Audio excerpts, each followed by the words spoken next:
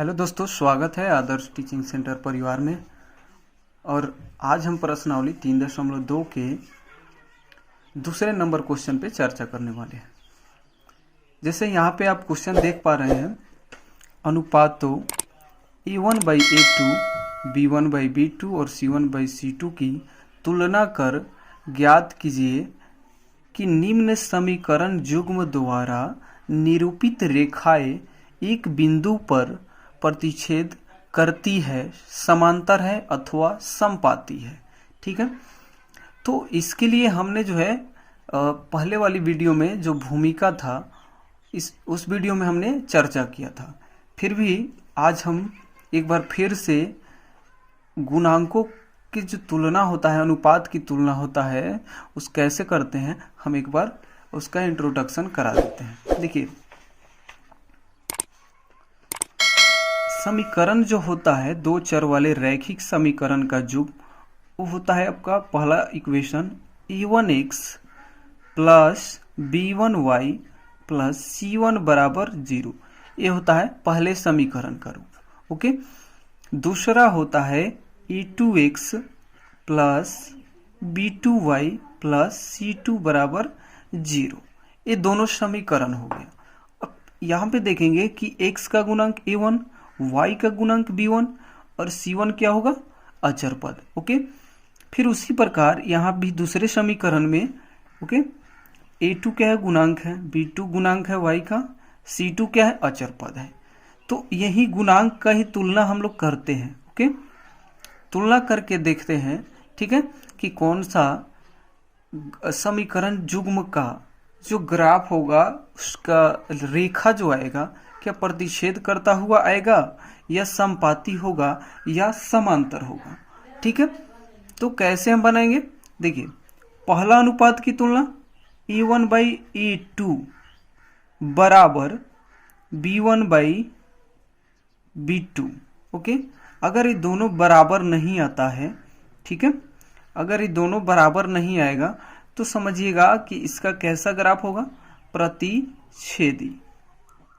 इस ग्राफ की रेखा जो होगी एक दूसरे को काटती हुई प्रतीत होगी, मिलेगी। ठीक है, प्रतिच्छेदी रेखा है। ओके, अगर मान लीजिए कि ऐसे आता है A1/A2 बराबर B1/B2, ये दोनों बराबर हो जाए और तीसरा बराबर नहीं हो, ठीक है, ये तीसरा अनुपात बराबर नहीं हो, तब इसे हम बोलते हैं समांतर। ठीक है, समांतर रेखा है। ओके, एक बार दिखा देते हैं कि प्रतिच्छेदी इस प्रकार से होता है, ठीक है, और समांतर होगा एक दूसरे के ऊपर दिखेगा इस प्रकार से। ठीक है, ओके, अब तीसरा कंडीशन क्या होता है, तीसरा कंडीशन में अगर तीनों अनुपात आपस में बराबर हो जाए, ठीक है, A1/A2 बराबर B1/B2 बराबर C1/C2, तब कहते हैं कि ये जो है इस ग्राफ की रेखाएं किस प्रकार होगी, समपाती होगी। ठीक है, समपाती होगी, यानी समपाती का मतलब हुआ इस प्रकार से एक ही रेखा पे कई सारी पॉइंट्स, कई निर्देशांक एक ही लाइन पे होता है। ठीक है, समझ गए। चलिए, इसके आगे जब हम पढ़ेंगे तो संगत और असंगत की बात करेंगे। ठीक है, तो यहीं पे हम समझ लेते हैं एक बार कि संगत और असंगत क्या होता है। तो जो इसमें प्रतिच्छेदी रेखाएं हैं, इसी का जो हल होता है, देख लेंगे क्या होता है, इसको बोलते हैं अद्वितीय हल। अद्वितीय हल या संगत हल भी बोलते हैं। ठीक है, दूसरा इसको क्या बोलते हैं, असंगत, और इसका कोई हल नहीं होता है, कोई हल नहीं। ठीक है, या इसको क्या बोलते हैं, असंगत, जिसका कोई हल नहीं हो उसे क्या कहते हैं, असंगत कहते हैं। ठीक है, समझ रहे हैं ना।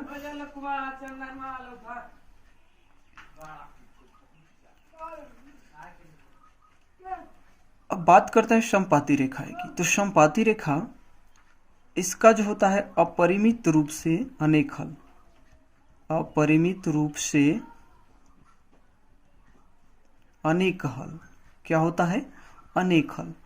और इसे भी क्या बोलते हैं, संगत बोलते हैं। ठीक है, इसे क्या बोलते हैं, संगत बोलते हैं।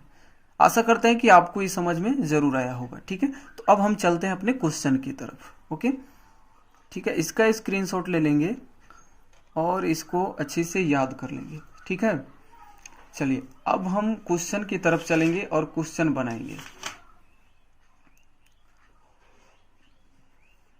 चलिए देखिए, आइए अब क्वेश्चन सॉल्व करते हैं। मेरा पहला क्वेश्चन होगा 1 number 5x - 4y + 8 = 0, 7x + 6y - 9 = 0। ये समीकरण का युग्म हो गया। ओके, ठीक है। अब यहां से सब दोनों समीकरण से हम गुणांक लिख लेते हैं। इसका क्या क्या है, E1 बराबर इसमें क्या है 5 है, B1 बराबर -4 है।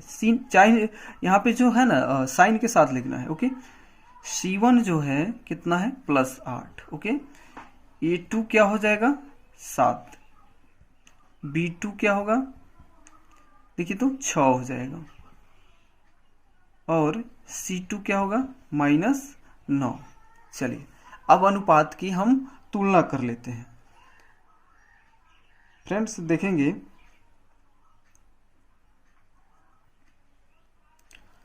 E1/A2, पहला क्या देखना है A1/A2। तो A1 का मान कितना है 5, A2 का मान 7। ठीक है, B1 और B2 देख लेते हैं यहीं पे बगल में। B1/B2 तो कितना हो जाएगा -4/6, 2 से काटेंगे 2 दूनी 4, 2 तिया 6, -2/3। और देखिए C1/C2, C1/C2 तो C1/C2 कितना हो जाएगा 8/-9। ठीक है, अब पहले ही देख लेते हैं कि पहला और दूसरा अगर बराबर नहीं है तो ये आपको तीसरा निकालने की कोई जरूरत नहीं है। ठीक है, समझ लीजिए हमने इसे क्यों घेरा, समझाने के लिए मैंने तीनों का जो है निकाला अनुपात। यहाँ पे अगर पहला और दूसरा अनुपात आपस में बराबर नहीं है तो तीसरा निकालने का कोई जरूरत नहीं है। देखिए यहाँ पे कितना है 5/7 है, 5/7 है, यहाँ कितना हो जाएगा -2/3 है। बराबर है नहीं है। ठीक है, जब बराबर नहीं है तो लिख देंगे E1/A2 is not equal to B1/B2।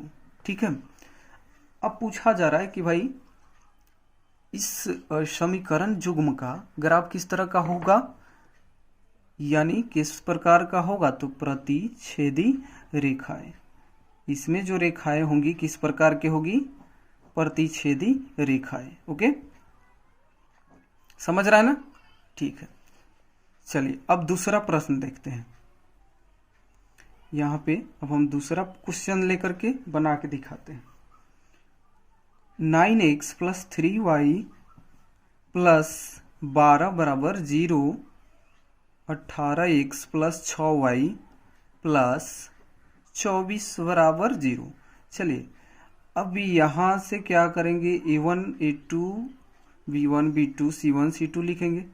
E1 बराबर क्या होगा 9, B1 बराबर भाई कितना होगा 3, C1 बराबर कितना हो गया 12, A2 बराबर कितना हो जाएगा 18, B2 कितना हो गया 6, C2 क्या होगा 24 हो जाएगा। ओके, अब अनुपात की तुलना करेंगे, निकाल लेते हैं। A1/A2 9/18, चलिए काट देंगे इसे, 9 दूनी 18, 1/2। ठीक है,